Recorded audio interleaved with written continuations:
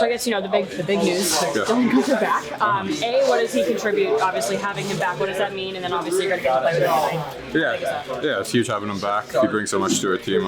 Obviously, we know he's dangerous. He's a scorer, great on the power play, but I think he also brings a big element defensively, just being counted on as a 200-foot player. He's got a great stick, smart defensively, and I think it brings a lot of pace to our game as well. In terms of just generating more offense, what have the conversations been like, at least as of late, to try to get that spark going again offensively? Yeah, I think a lot of it's just managing the game a little bit better. Kind of the more you're able to get into the offensive zone and get momentum, and also obviously some of the details behind scoring and different areas and obviously traffic and stuff like that. But I think a lot of it's just game management, and we're creating opportunities. We want to create more, but ultimately Barrett at the end of the day. This is a home game, the last one before the Four Nations break. Just kind of the emphasis on why this one's important to take advantage of on home ice. Yeah, it's huge. We got to make the most of these home games. Obviously, like you say, last one before break, huge for momentum, and Philly's a tough challenge tonight, and we got to be locked in for 60. And last one, just the game plan against Philly. You only see them a handful of times a year, so what's the emphasis tonight against this team? Yeah, I mean, it's going to be a grind out there tonight. We got to be ready for it from start to finish. They got dangerous players. They stretch the zone, so we got to be aware of that and manage that as well. And but ultimately, we got to look at ourselves in this room, and it's about us tonight. Obviously, we got to be ready for what Philly brings, but we got to bring the best of ourselves. It looked like Gunther was in line rushes. Do you expect him to play tonight? Yes, I do. And what do you think that adds to the lineup? Obviously, his offensive punch. Yeah, and some energy as well. He's a really good player for us, so he will bring some energy, some shooting, some playmaking, head to our power play. So it's a big head. Is Kraus coming out? Yeah.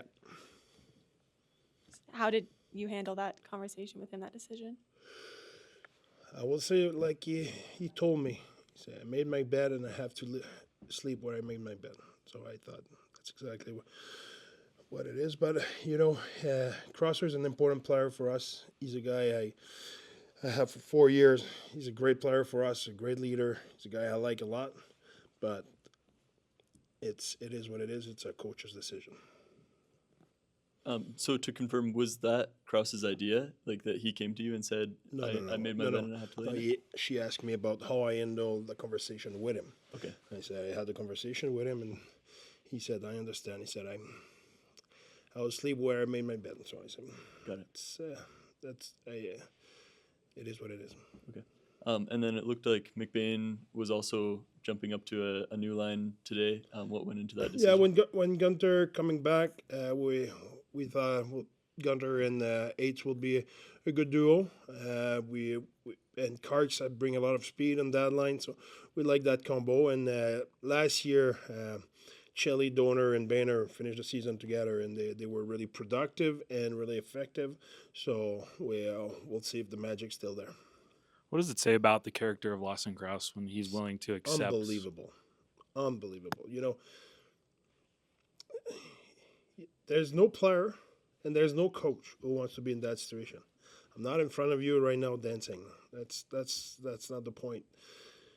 I don't want to be in that situation. He doesn't want to be in that situation. But I often say that there's the player, and there's the person. So there's the business and there's the person. Business is business. It is what it is, and decision has been made here with Karts. Decision has been made with Shelley. Decision is made now with Crosser. We want to be as consistent as possible in having one set of rules and one message. We don't want to have pick and choose who the rule apply to. The rule apply to everybody, and those guys are a really good guy, really important player for us. It's not it's not a lack of trust, or it's not a message of any kind of stuff like that. It's a message of, it's a matter of fact. Those are the facts, and those are the standard we have as an organization, and you need to be in the standard. And if we start to say, oh, it's good for Johnny, but it's not good for Charles, well, now where's the clarity? Where it's clear as mud. It doesn't make sense. We need to have clarity, and that's the standard, and it applies to everybody. Hi, Andre. The Flyers just acquired Jacob Peltier. Yeah. You coached him at World Juniors. What do you remember from your time? You cannot not love Belt. He's a lot of energy, unbelievable human, hardworking guy, great hockey sense, super competitive.